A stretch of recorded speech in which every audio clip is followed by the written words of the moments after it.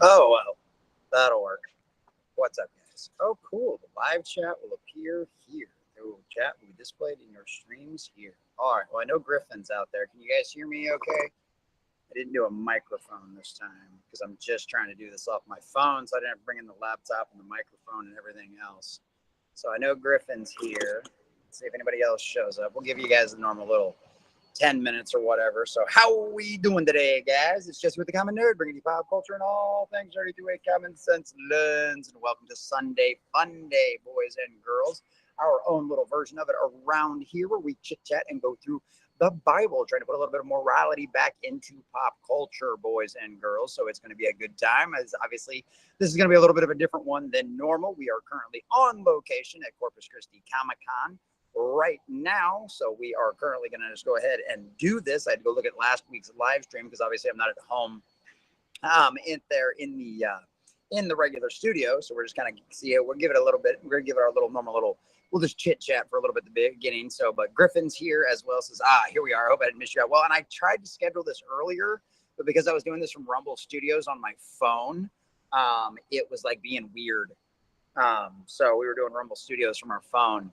And so, there we go. We just got the notification that we just went live.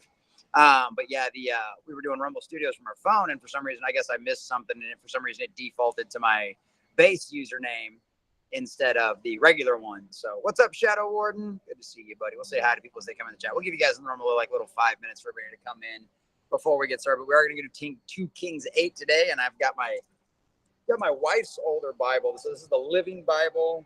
It says paraphrased. I don't know what that means.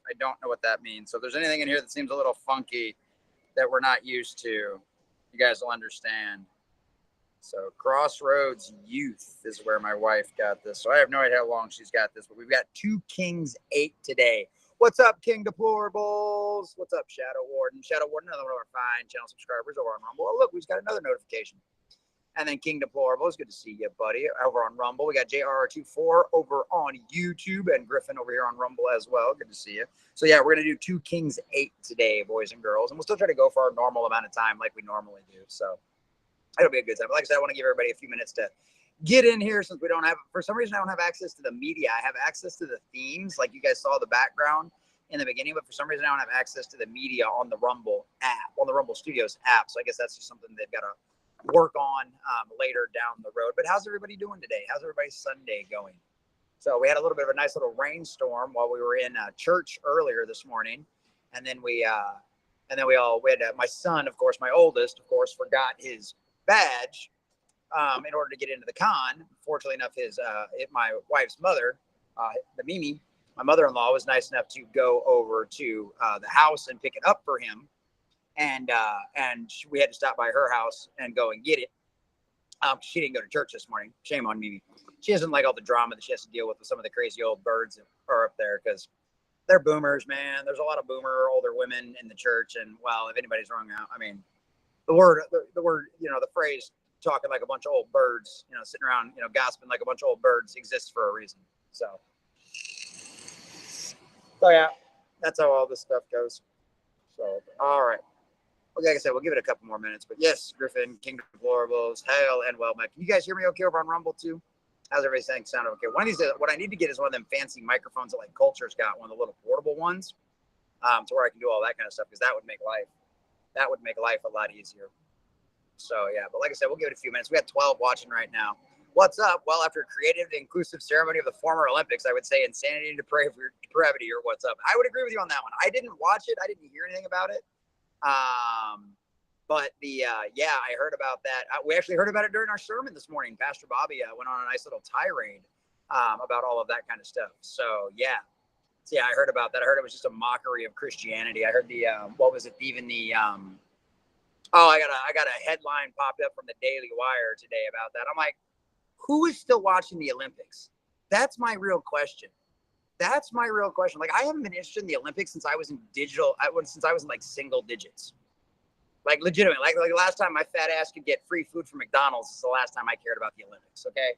So it's like, it's one of them situations where it kind of makes you wonder. You didn't miss anything impressive. It was awful. I believe that. I absolutely believe that. And that's one of the worst parts about all this nonsense that's been going on and everything else is the fact that that's what they've got. That's what they're doing. It's infected everything. But like I said, who the hell still watches the Olympics? Like, let's be honest. NBC doesn't get any kind of ratings bumps from it. They lost like 100,000, or they lost like 200,000 subscribers last quarter. You know what I mean? So it's like the Olympics doesn't do anything for you. It's not the cultural phenomenon it used to be. Like I've seen one Olympics commercial, and that's it. Outside of being like a commercial for the Olympics, like my wife's seen stuff about Snoop Dogg being there, but that's like literally it. So Mike has bad news. What's going on, brother? Says I love the Olympics, but I never watched the opening ceremonies. That's fair. The last time I think I cared about anything that happened to the Olympics was when England did Peter Capaldi's new Doctor Who outfit for all of that stuff. So yeah, I don't watch it. Why look upon things that you know are a disaster? Like if you really care about the Olympics, like we care about pop culture and like we care about nerd stuff and geek shit and video games, then by all means, go out there and try to fight for the Olympics. But at the exact same time, if you don't give two shits about the Olympics, do not let it dishearten you. Don't care. Just don't care. It's the Olympics. Who cares? Who cares? You know what I mean? There's better things to concentrate on. You know? But I mean, we're Christians. We've been dealing with mockery since time immemorial. You know what I mean? The Jews went through the same thing. You know what I mean? So it's like, it's nothing new. It's nothing new. What's up, Melissa Smith? It's just scratchy sounding like the microphone has interference. Still hear everything fine. Okay, yeah, it's because I'm on my phone and we're outside. And it's kind of an echoey over here, too, in this auditorium. But otherwise, I have to sit out in the sun, and that'll be hot as hell.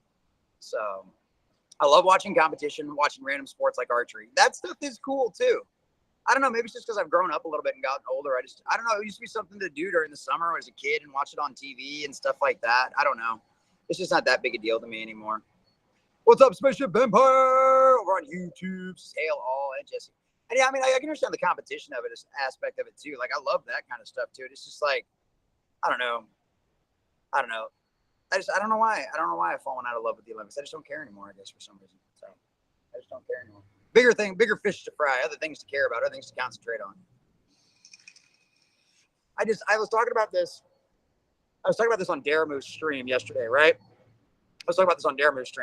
You know, it used to be a cultural event. The Olympics used to be like a cultural event. You know what I mean? Like everybody got excited by it. You know, everybody was cool about this. And it's like it's not that thing anymore. You know, it used to be the idea behind it was all of these countries be able to come together in peaceful competition and be able to collate, you know, supposed to help with relations and all of that kind of stuff. I mean, we've invited the Germans during World War II, you know what I mean? So it's like, I mean, crazy stuff was going on. Jesse Owens, all of that kind of shit. And so it's one of them situations where like, yeah, that's kind of the way things go. So I don't know. But good to see you, Melissa. Good to see you, Mike has bad knees and Spaceship Vampire. We'll give it another minute or so, and then we'll get started with our normal routine on Sunday Funday, boys and girls. But I appreciate you being here. We are live on Rumble, YouTube, Twitch, Twitter. Those are the ones we're at today. No Kick, because it still doesn't work with Rumble Studios, and we're on mobile today, so no Kick. And we will be live streaming directly from the con, probably within like 20, 30 minutes after this. So don't go anywhere. We got some comic book hunting to do. We got some hunting for some stuff for the wife as well. So we're going to be doing that here in a little bit after the Bible study is over. So appreciate all of you being here. Animation Overload. Good to see you, my friend. Glad you made it in. It's okay, Griffin. Is Rumble being glitchy today? Hey there, I had to reset the stream right now, so I already missed anything. No, we're just kind of BSing right now. We're waiting until the 10-minute mark now to formally start things. So, all right, boys and girls, you ready to go? I got the book right here in my lap. We're going to read straight from the book today. So, as is per usual, we'll go through the normal little disclaimer, friendly disclaimer, and then we'll do a little prayer, and then we will jump right into it. So hopefully, all these ants don't try to eat me alive. I think they're excited about my sweet tea over here. Hopefully, these ain't the biting kind of ants. We should be okay. We'll see what happens. So, all right. So, as a friendly reminder to everybody, boys and girls, the fact that our country is so divided is probably factored into people not being as interested. That is actually probably a lot to do with it. The fact that we don't have any national pride anymore, that probably definitely has a lot to do with it more than anything else, actually. You're probably right, Mike. I think that was probably something I was trying to get to, and I didn't get to it. So, you're good point, Mike. Excellent, good point.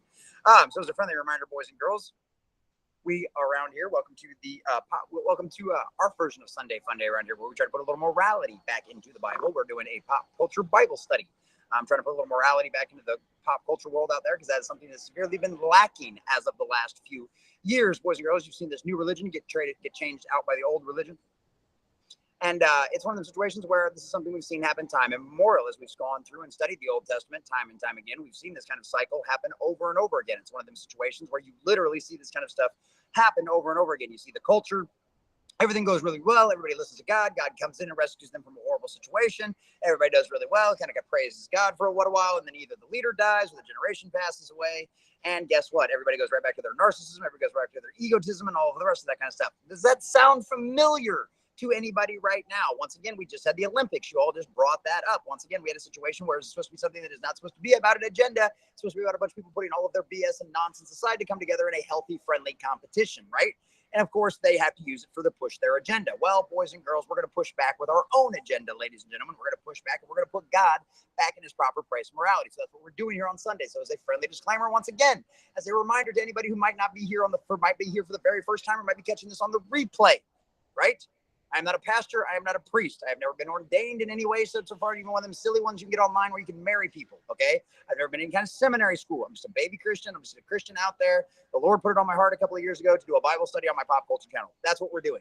And we're not doing anything fancy. This isn't a sermon. I'm not preaching to you. We're literally just reading straight from the book. Occasionally the Spirit will grab me and I'll go off and I'll pontificate for a little bit off on a tangent, and then we'll jump back right into reading the book. And that's kind of the goal around here, is to read as much of the book as possible, try to put as much of the Lord's word out there back into the culture. And that's what we're going to do around here. So we're going to read straight through the book. So if you're here for the first time, as a friendly, and for any of you out there that are being here coming back, because we always have a lot of reoccurs here every single Sunday. I know Griffin says this is the highlight of his week after getting through all the long days and rough hours that he has to work out there. And we appreciate him doing all of that kind of stuff.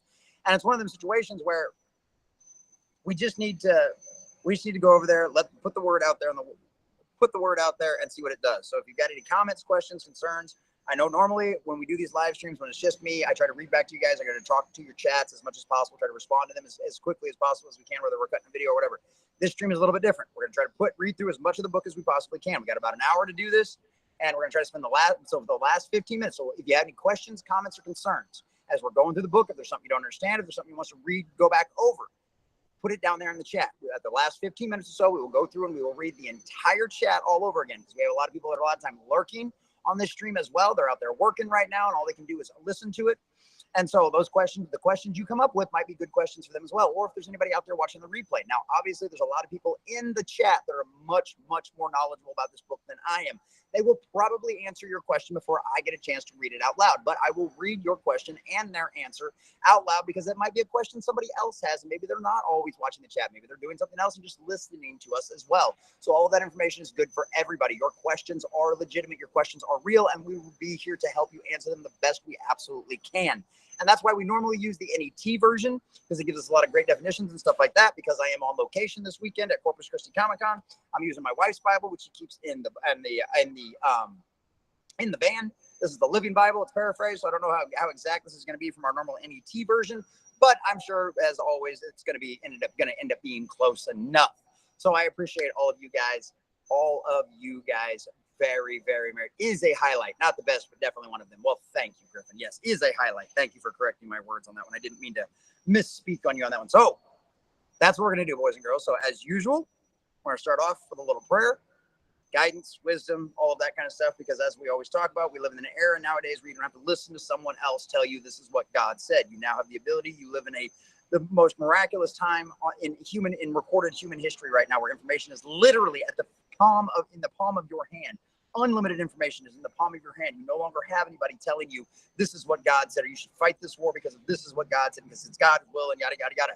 You can now know exactly what God's will is yourself, because you can literally pick up the book and read it. You can literally put it on your phone, on your app. So that's what we're doing. We're going to read straight through the book, and put all this stuff out there in the world, and we're going to get back to it. So as is per usual, we're going to take a little moment. We're going to break for prayer, take a little moment.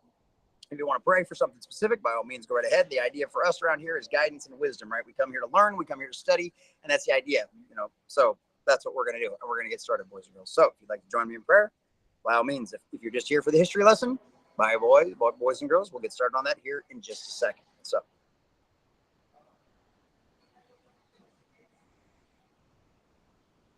Lord, we come before you humbly asking you to be with us here today.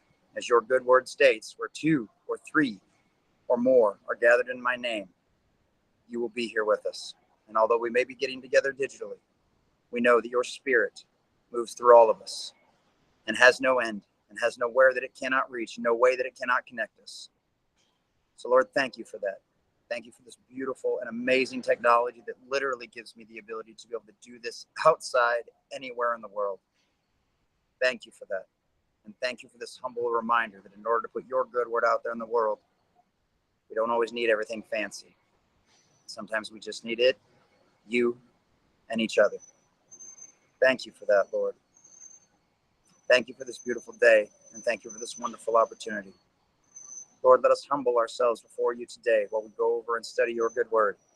Let us learn from it. Let us internalize it, and let us become part of us, Lord. Let everything we do here today be for your glory and your goodwill. May we glorify your name. And Lord,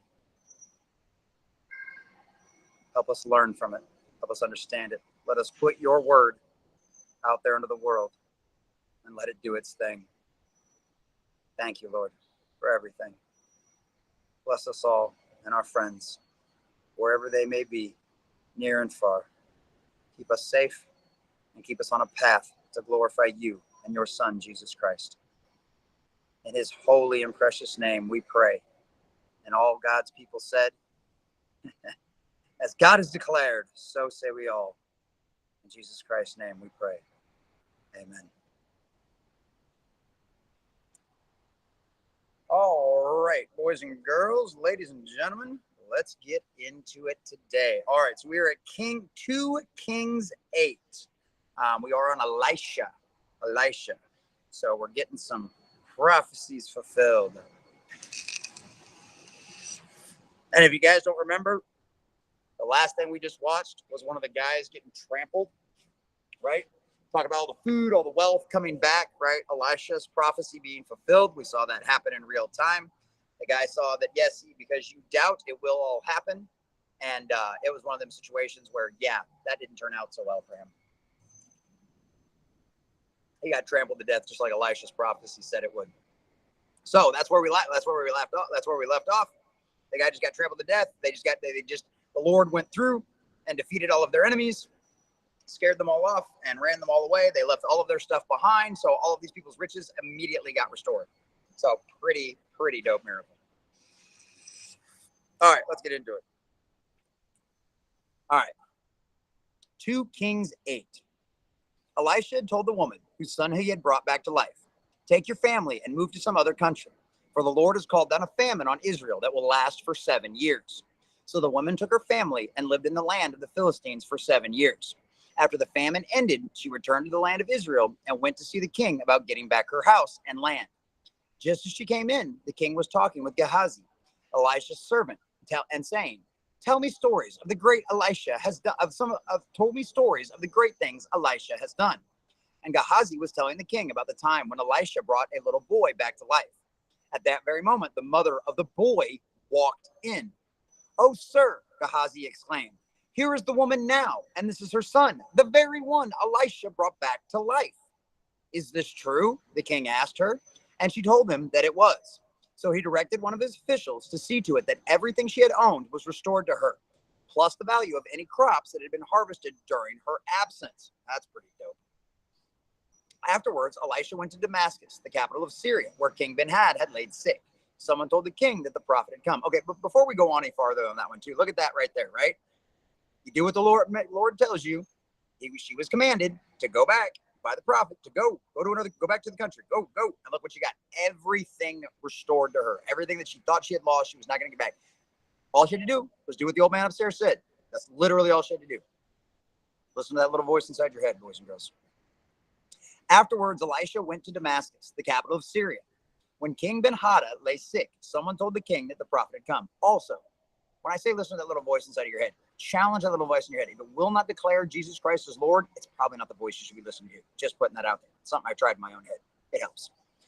Afterwards, Elisha went down to Damascus, the capital of Syria, where King Ben-Hadad lay sick. Someone told the king that the prophet had come.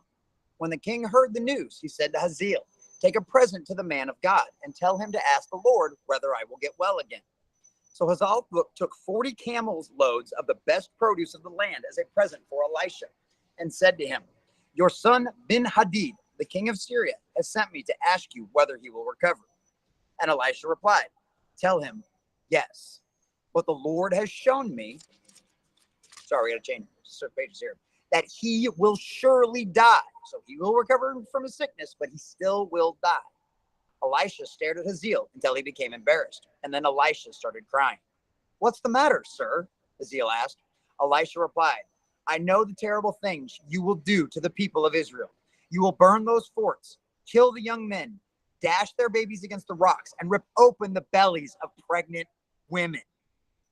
Yeah, this ain't your children's stories from Sunday school, boys and girls. NC-17 or nothing. Am I a dog? Hazael asked. I would never do that sort of thing. But Elisha replied, the Lord has shown me that you are going to be the king of Syria. When Hazael went back, the king asked him, what did he tell you? And Hazael replied, he told me that you would recover. But the next day, Hazael took a blanket and dipped it in water and held it over the king's face until he smothered to death. And Hazael became king instead. Woo, that's a little vicious. That's a little vicious. Maybe he will end up doing all of those things after all, huh? King Jehoram, the son of King Josaphat of Judah, began his reign during the 5th year of the king of Jehoram of Israel, the son of Ahab. Jehoram was 32 years old when he became king, and he reigned in Jerusalem for 8 years. But he was as wicked as Ahab and the other kings of Israel.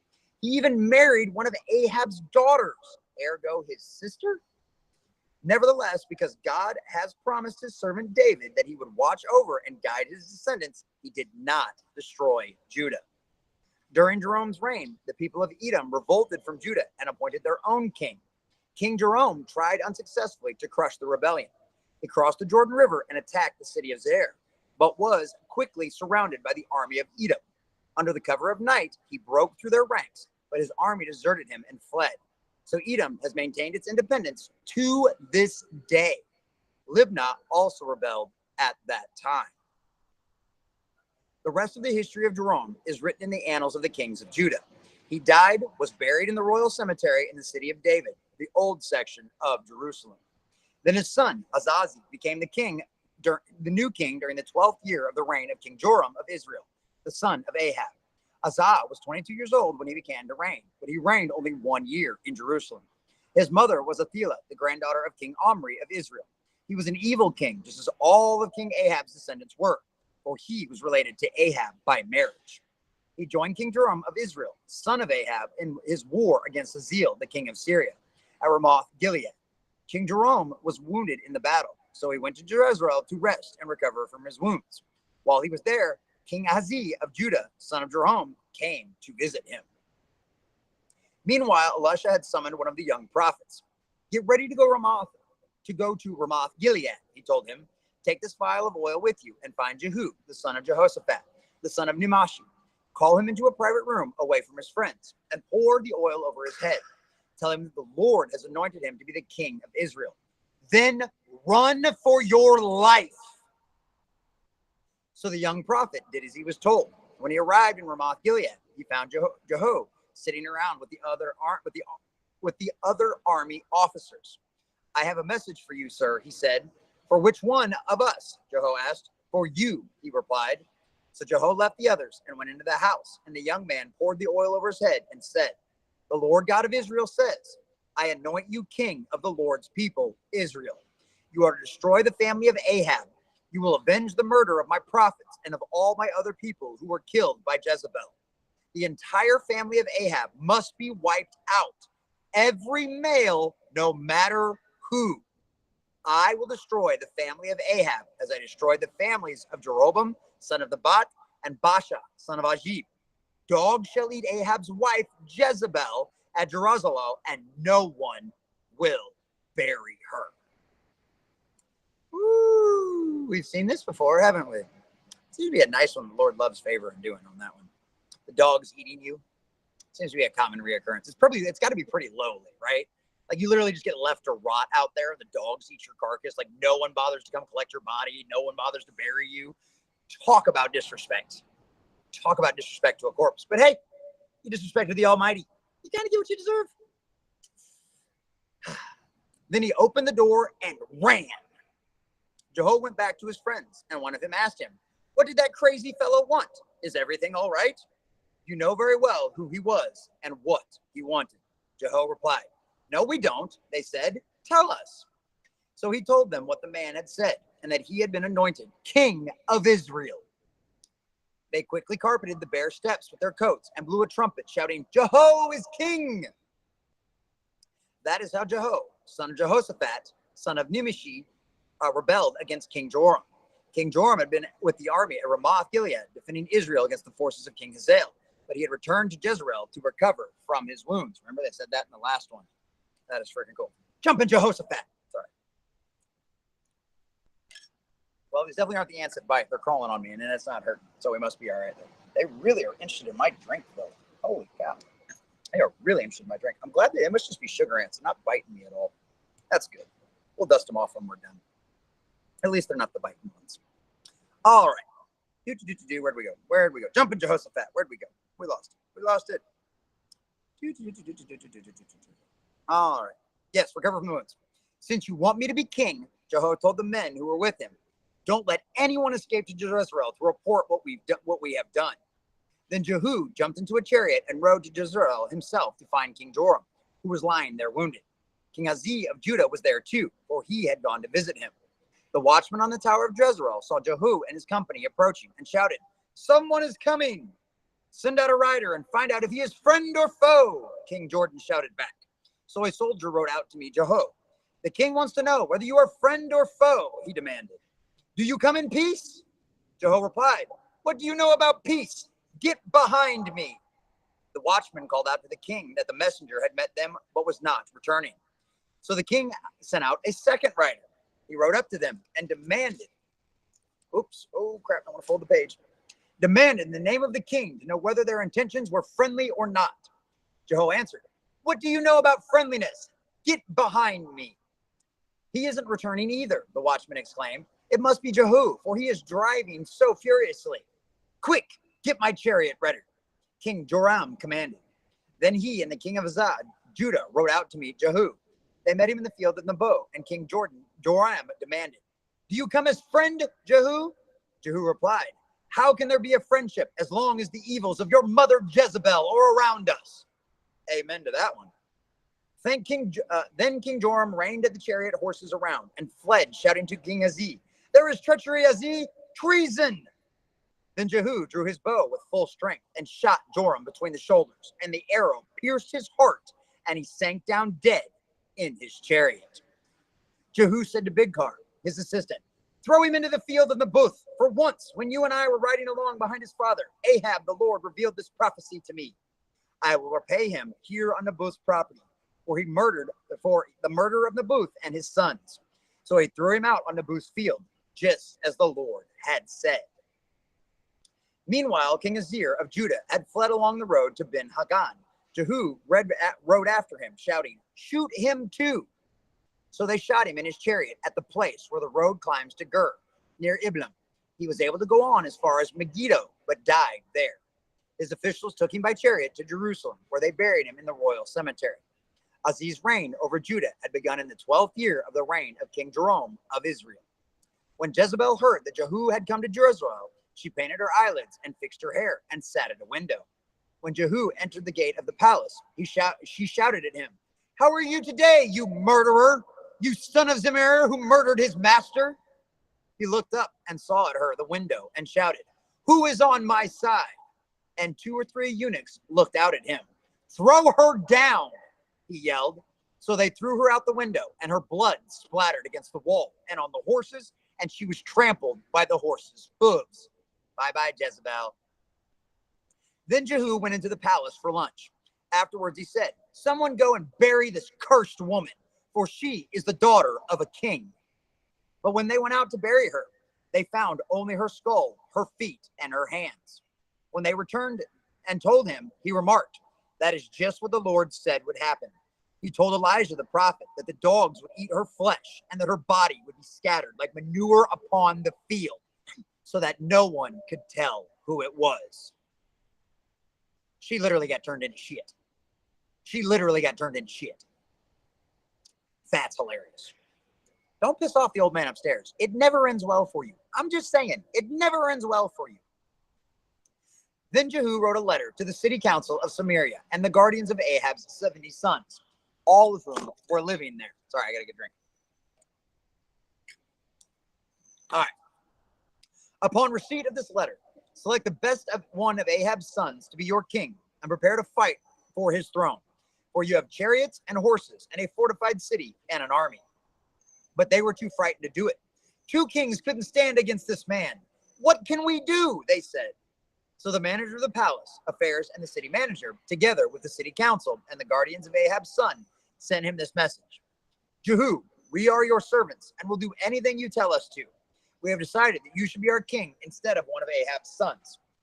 Jehu responded with the message. If you are on my side and are going to obey me, bring the heads of your master's sons to me at Jezreel at this time tomorrow. Oh, are you serious? I want their heads. The Lord said they'll all have to die, so bring me their heads and show me you're true in your words and you're not just trying to BS me. These 70 sons of King Ahab were living in the homes of the chief men of the city, where they had been raised since childhood.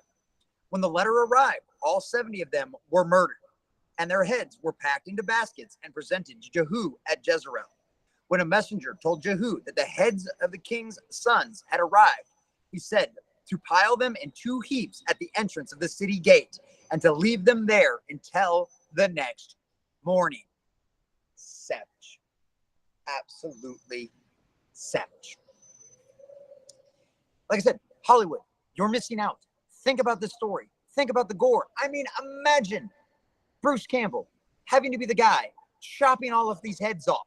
And although, I mean, think about it. Rami, you could squirt him in as much blood as you possibly wanted. Get on this. Get on this, boys and girls. Get on this. In the morning, he went out and spoke to the crowd that had gathered around them. You aren't to blame, he told them. I conspired against my master and I killed him, but I didn't kill his sons. The Lord has done that, for everything he says comes true. He declared through his servant Elijah, that this would happen to Ahab's descendants. Jehu then killed all the rest of the members of the family of Ahab who were in Jezreel, as well as all of his important officials, personal friends, and private chaplains. All of his BS nonsense priests, yeah. All of his BS prophets, how well did that work out for him? Finally, no one was left who had been close to him in any way. Then he set out for Samaria and stayed overnight at the shepherd's inn along the way. While he was there, he met the brothers of the king Azi of Judah. Who are you? He asked them, and they replied, we are the brothers of King Azi. We are going to Samaria to visit the sons of King Ahab and the queen mother of Jezebel. Grab them, Jehu shouted to his men, and he took them out to his cistern and killed all 42 of them. As he left the inn, he met Jehovah, the son of Rechab, who was coming to meet him. After they had greeted each other, Jehu said to him, are you loyal to me as I am to you? Yes, Jehovah replied. Then give me your hand. Jehu said, and he helped him into the royal chariot. Now come along with me, Jehu said, and see how much I have done for the Lord. So Jehovah rode along with him. When he arrived in Samaria, he butchered all of Ahab's friends and relatives, just as Elijah, speaking for the Lord, had predicted. Then Jehu called the meeting of all the people of the city and said to them, Ahab hardly worshipped Baal at all in comparison to the way I am going to. Summon all the prophets and priests of Baal and call together all his worshipers. See to it that every one of them comes, for we worshipers of Baal are going to have a great celebration to praise him. Any of Baal's worshipers who don't come will be put to death. But Jehu's plan was to exterminate them. He sent the messengers throughout all Israel, summoning those who worshiped Baal, and they all came and filled the temple of Baal from one end to the other. He instructed the head of the robbing room, Be sure that every worshiper wears one of the special robes. Then Jehu and Jehoram, son of Rechab, went into the temple to address the people. Check to be sure that only those who worship Baal are here. Don't let anyone in who worships the Lord.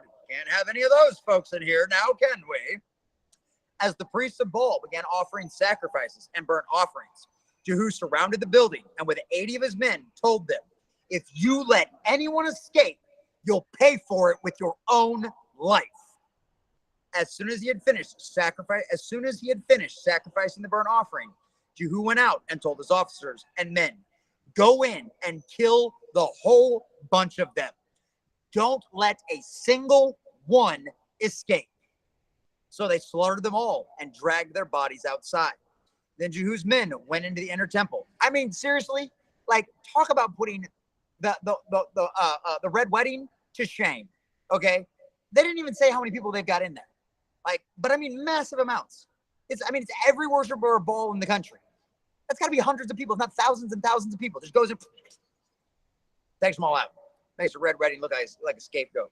And you can do it great. You can make them look like all degenerates, like they're all in there having like an orgy and like sacrificing children. Like, you can make it really bad. Like, hey, this is completely and totally justified. It's perfect ways to sell it to the audience. Perfect ways to sell it to the audience. Call me, Hollywood. Actually, don't call me. Angel Studios, call me. So they slaughtered them all and dragged their bodies outside. Then Jehu's men went into the inner temple, dragged out the pillar used for worship of Baal, and burned it. They wrecked the temple and converted it into a public toilet. Everybody got the shit in there afterwards, which it still is today. Thus Jehu destroyed every trace of Baal from Israel. However, he didn't destroy the golden calves at Bethel and Dan. This was the great sin of Jeroboam, son of Nebat, for it resulted in all of Israel sinning. Yes, see, you left it in there. That says to the people that it's still okay. Nope, nope, nope. Afterwards, the Lord said to Jehu, you have done well in following my instructions to destroy the dynasty of Ahab. Because of this, I will cause your son, your grandson, and your great-grandson to be the kings of Israel. But Jehu didn't follow the Lord, God of Israel, with all his heart, for he continued to worship Jeroboam's golden calves that he had been the cause of such great sin in Israel. At about that time, the Lord began to whittle down the size of Israel. King Hazael conquered several sections of the country east of the Jordan River, as well as all of Gilead, Gad, and Reuben. He also conquered parts of Manasseh from the Arrow River in the valley of Arnon as far as Gilead and Bashan. The rest of Jehu's activities are recorded in the annals of the king of Israel. When Jehu died, he was buried in Samaria, and his son Jehoshaphat became the new king. In all, Jehu reigned as the king of Israel in Samaria for 28 years. Not a bad ride. Not a bad ride.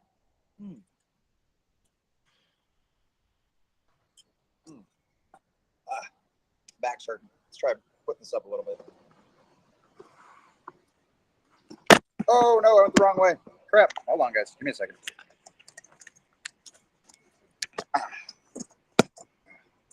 Sorry, my back's starting to hurt. So let's see if I can sit up straight and tilt this down a little bit. There we go. So you might only see like the top of my head. But this will be more comfortable anyway. All right. All right. We still got a little bit left.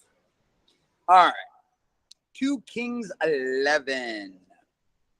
When Atal, the mother of King Asa of Judah, learned that her son was dead, she killed all of his children. Wow. Scoot that up. That's better. Except for his year-old son, Joash. Joash was rescued by his aunt, Jehoshaphat, who was a sister of King Asa, for she was a daughter of King Jehoram, Asa's father. She stole him away from among the rest of the king's children who were waiting to be slain and hid him and his nurse in the storeroom of the temple. They lived there for 6 years while Athaliah reigned as queen. In the 7th year of Queen Allah's reign, Jehovah, the priest, summoned the officers of the palace guard and the queen's bodyguard. He met them in the temple, swore them to secrecy, and showed them the king's son. Then he gave them their instructions. 1/3 of those who are on duty on the Sabbath are to guard the palace. The other 2/3 shall stand guard at the temple, surround the king, weapons in hand, and kill anyone who tries to break through. Stay with the king at all times. So the officers followed Jehoiada's instructions. they brought to Jehovah the men who were going off duty on the Sabbath, and those who were coming on duty. And he armed them from the supply of spears and shields in the temple that belonged to King David. The guards with weapons ready, stood across the front of the sanctuary and surrounded the altar, which was near Josiah's hideaway. Then Jehoiada brought out the young prince and put the crown upon his head and gave him a copy of the 10 Commandments and anointed him as king. Then everyone clapped and shouted, "Long live the king!" When Athaliah heard all the noise, she ran into the temple and saw the new king standing beside the pillar, as was custom at the times of coronation, surrounded by her bodyguard and many trumpeters, and everyone was rejoicing and blowing trumpets.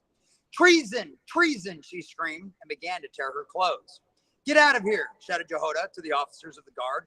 "Don't kill her here in the temple, but kill anyone who tries to come to her rescue." So they dragged her to the palace stables and killed her there. Jehoiada made a treaty between the Lord and the king, and the people, that they would be the Lord's people. He also made a contract between the king and the people.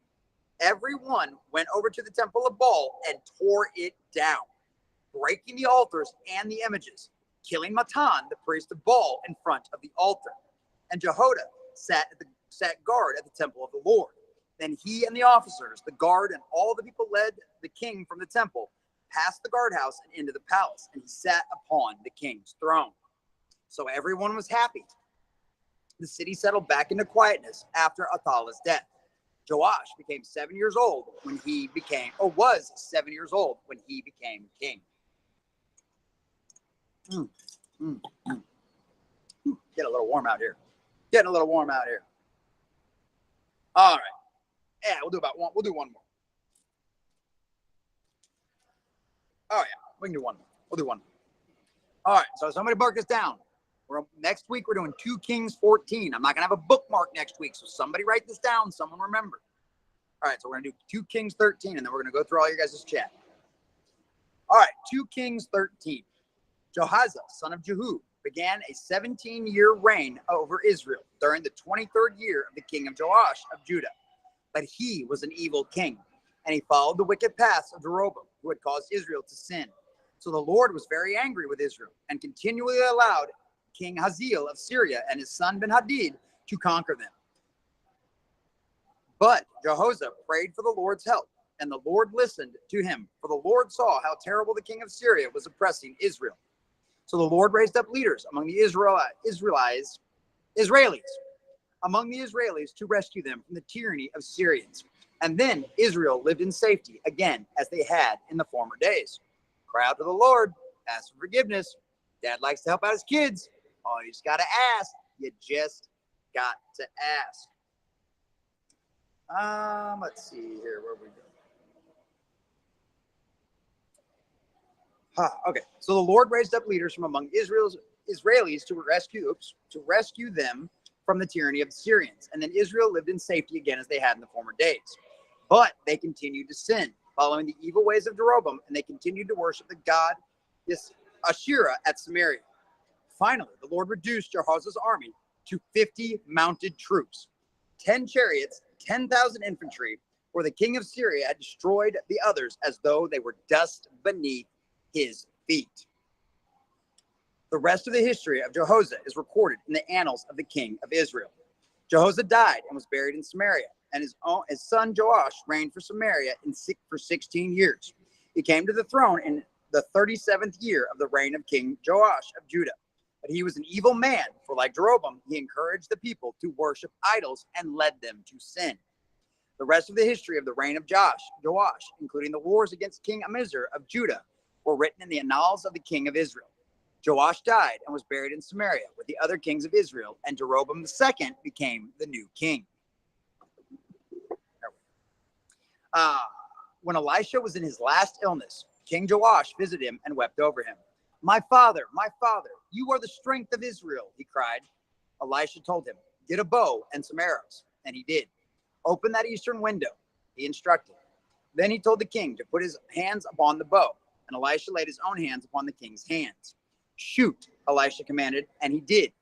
Then Elisha proclaimed, "This is the Lord's arrows, full of victory over Syria, for you will completely conquer the Syrians at Ephkah." Now pick up the other arrows and strike them against the floor. So the king picked them up and struck the floor 3 times. But the prophet was angry with him. You should have struck the floor 5 or 6 times, he exclaimed, for then you would have beaten Syria until they were entirely destroyed. Now you will be victorious only 3 times. So Elisha died and was buried. In those days, bandit gangs of Moabites used to invade the land each spring. Once some men who were burying a friend spied these marauders as they hastily threw his body into the tomb of Elisha. And as soon as the body touched Elisha's bones, the dead man revived and jumped to his feet. King Hazael of Syria had oppressed Israel during the entire reign of King Jehoshaphat. But the Lord was gracious to the people of Israel. They were not totally destroyed, for God pitied them, and he also was honoring his contract with Abraham, Isaac, and Jacob. And this is still true. Then King Hazael of Syria died, and his own son Ben-Hadad reigned in his place. King Joash of Israel, the son of Jehoshaphat, was successful on 3 occasions in reconquering the cities that his father had lost to Ben-Hadad. Okay. There we go. Oh, my back. My back is killing me going sitting in both directions. All right. Boys and girls. Man, these ants are crazy. These ants are crazy. I don't think they ended up in my drink. No, that's kind of surprising. No one actually got in the drink. Maybe they're just thirsty. They're just going after the sweat. Maybe that's all they're interested in. I don't know. I don't know. Let's see what you guys have to say. What are you guys up to? What have you guys been chit-chatting about while we go through all this stuff over here? Trying to find the amens. It's always a great spot to start. Get to the amens.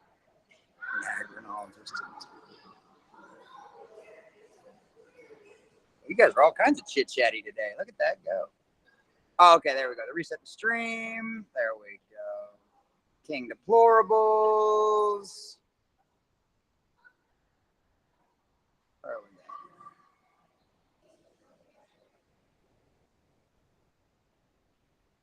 All right. Keep on going. Damn it. Chat's getting all messed up on this app.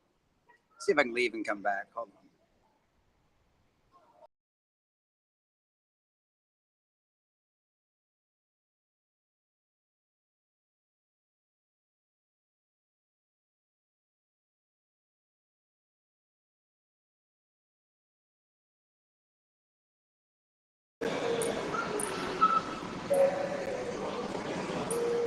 Oh, no. I bet you. Oh, man. Damn it, guys. I was afraid of that. I left the room and I lost all of your guys' chats. Hold on. Hold on.